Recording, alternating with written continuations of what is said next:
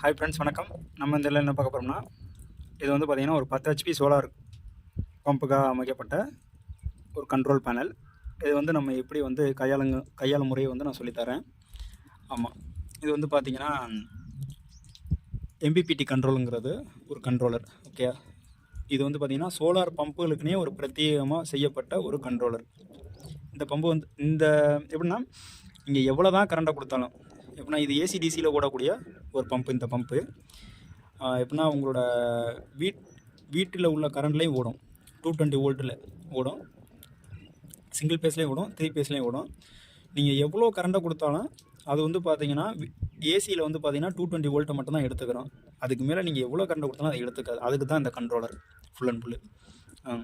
அதே மாதிரி வந்து பார்த்தீங்கன்னா சோலாரில் கொடுக்கக்கூடிய கரண்ட் வந்து பார்த்தீங்கன்னா அதிகபட்சம் வந்து பார்த்தீங்கன்னா 360 வோல்டேஜ் வரைக்கும் தான் எடுக்கும். அதுக்கு மேலே அது எடுக்காது. ஓகே, அதே மாதிரி வாட்ஸ் வந்து பார்த்தீங்கன்னா அதில் வந்து பார்த்தீங்கன்னா 1600 வாட்ஸ் தான் ஏசியில் எடுக்கும். ஏசி கரண்ட்டில் வர வாட்ஸ் வந்து 1600 தான் எடுக்கும். டிசியில் வந்து பார்த்தீங்கன்னா டிசினா சோலாரில் வர்றது பார்த்தீங்கன்னா 2200 வாட்ஸ் தான் எடுக்கும். இது அதிகபட்சமாக. அதுக்கு மேலே நீங்கள் எத்தனை பேனலில் கொடுத்தாலும் இந்த கண்ட்ரோலர் எடுக்காது. ஆமாம், ஒரு பம்புக்கு முக்கியமானது வந்து பார்த்தீங்கன்னா ஆம்ப்ஸு, வோல்டேஜ் தான் ரொம்ப முக்கியமானது. ஆம்ப்ஸ் எவ்வளோக்கு இன்க்ரீஸ் ஆகிருக்குதோ அந்தந்த அளவுக்கு வந்து பார்த்திங்கன்னா தண்ணியோட ஃப்ளோவும் வந்து பார்த்திங்கன்னா அந்தளவுக்கு நல்லா அழகாக இருக்கும். நல்லா தண்ணியோட ஃபோர்ஸும் நல்லாயிருக்கும். இப்போ இதில் வந்து பார்த்திங்கன்னா இதில் பவர் வந்து ஆனில் இருக்குது. பக்கத்தில் MPPTங்கிற ஒரு இது இருக்குது பார்த்தீங்களா. இந்த MPPTயோட ஃபங்க்ஷன் வந்து என்ன பார்த்தீங்கன்னா,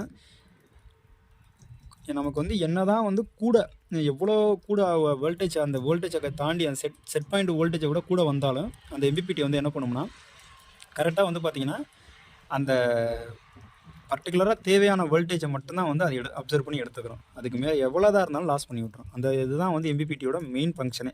இப்போ நம்ம குறைச்சி வந்தாலும் ஓரளவுக்கு அப்சர்வ் பண்ணி அதை கொடுக்கும். ஆமாம், இந்த கண்ட்ரோலர் வச்சு பண்ணுறதுனால சோலார் பேனல் போனோம் ஒன்ஸ் நம்ம மோட்டரை உள்ளே இறக்கிட்டோம்னா குறைஞ்சது நீங்கள் 6-7 வருஷத்துக்கு அந்த மோட்டாரை நீங்கள் தூக்கவே வேண்டாம். அப்படி நீங்கள் தூக்குனீங்கன்னா ஒன்றும் தண்ணி இல்லாமல் தான் தூக்கணுமே தவிர, அதுக்கேற்ற மாதிரி நம்ம கரெக்டான டெப்த்தில் வந்து நம்ம போடணும். சோலாரில் எதுவும் பிரச்சனையோட வரும்னா வரவே வர சான்ஸே இல்லை. காரணம் இந்த கண்ட்ரோலர் இருக்க வரைக்கும் எதுவுமே பிரச்சனை வராது. இப்போ வந்து பார்த்திங்கன்னா இந்த பெட்டியில், இந்த கண்ட்ரோல் பாக்ஸில் இப்போ நம்ம என்னென்ன பார்க்க போகிறோம்னா, சுவிட்சுங்கிறது வந்து பார்த்திங்கன்னா நம்ம அடுத்தடுத்தது மாற்றுறது. RPM, வோல்டேஜு, ஆம்பியரு, வாட்ஸு, எத்தனை வாட்ஸ் ஓடுது எல்லாத்தையும் பார்க்குறதுக்கானது தான் சுவிட்சு. இப்போ ஆம்பியர் காட்டுது 8.8 ஆம்ஸில் ஓடிக்கிருக்குது, 1646 வாட்ஸில் ஓடிக்கிருக்கு. RPM வந்து பார்த்திங்கன்னா 2180 ஓடிக்கிருக்குது. வோல்டேஜ் வந்து பார்த்திங்கன்னா 187.5 ஓடிக்கிருக்குது. ஓகே, இப்போ ரிவர்ஸை கிளிக் பண்ணோம்னா ரிவர்ஸில் பம்பு வந்து ரிவர்ஸில் ஓட ஆரம்பிக்கும்.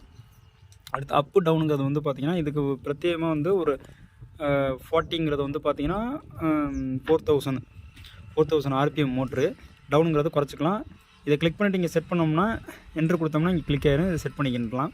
இதுதான் இந்த ஃபுல் அண்ட் ஃபுல்லு. இது வந்து கஸ்டமர் பண்ண வேண்டியது. இதில் வந்து வேறு எதுவும், இது ஃபுல்லாகவே சிம்பிளாக எந்த ஒரு படிக்காதவங்க கூட இதை வந்து யூஸ் பண்ண முடியும். அந்தளவுக்கு வந்து ரொம்ப சிம்பிளாக தான் இருக்கும். பட் ஆனால் இன்சைடு வந்து பார்த்திங்கன்னா உள்ளே நிறையா அது வந்து டெக்னிக்கலாக உள்ளவங்க மட்டும் தான் செய்ய முடியும். ஏன்னா இன்சைடு வந்து பார்த்திங்கன்னா இந்த பெட்டியை வந்து பார்த்திங்கன்னா கிட்டத்தட்ட எப்படி பார்த்தாலும் ஒரு 10 கிலோ இருக்கும் இந்த கண்ட்ரோல் பாக்ஸு. இந்த கண்ட்ரோல் பாக்ஸு போட்டோம்னா நமக்கு வந்து ஃபுல் அண்ட் ஃபுல்லு வந்து பார்த்திங்கன்னா மோட்டார் சேஃப்டி.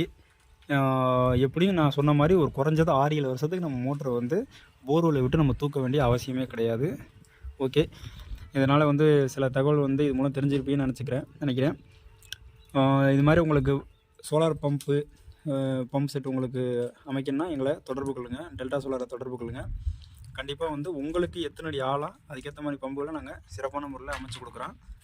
தமிழ்நாடு முழுவதுமே நம்ம பண்ணி கொடுக்குறோம். நம்மகிட்ட சர்வீஸ் வந்து வேறு யார்கிட்டயாச்சும் BLDC பம்பு எதுவும் சர்வீஸ் இருந்தாலும் சொல்லுங்கள், சர்வீஸும் பண்ணி கொடுக்குறோம். அதற்கான சார்ஜுகளை நீங்கள் சார்ஜ் தனியாக கொடுத்துருன்னா, ப்ளஸ் வந்து நீங்கள் கொரியர் வர்றதுக்கும் போகிறதுக்கும் கொரியர் சார்ஜ் உங்களோட பொறுப்பு தான். ஓகே, நாங்கள் சர்வீஸ் மட்டும் தான் பண்ணி கொடுப்போம்.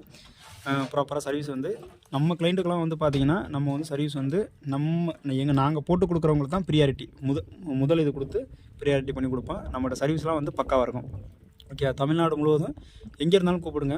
டேரெக்டாக வந்துட்டு சைட்டை விசிட் பண்ணிவிட்டு உங்களுக்கு இந்த அடியில் இந்த பம்பு தான் செட் ஆகும்னு சொல்லிட்டு இத்தனை அஞ்சில் உங்களுக்கு தண்ணியும் கிடைக்கும், இத்தனை HPயில் தண்ணியும் கிடைக்கும்னு சொல்லி தெளிவாக உங்களுக்கு விளக்கம் கொடுத்துட்டு உங்கள்கிட்ட வந்து நாங்கள் ஆர்டர் எடுத்துக்கிறோம். கண்டிப்பாக தமிழ்நாடு முழுவதும் எங்கே இருந்தாலும் கூப்பிடுங்க, கண்டிப்பாக பண்ணித்தரோம். ஓகே, நன்றி.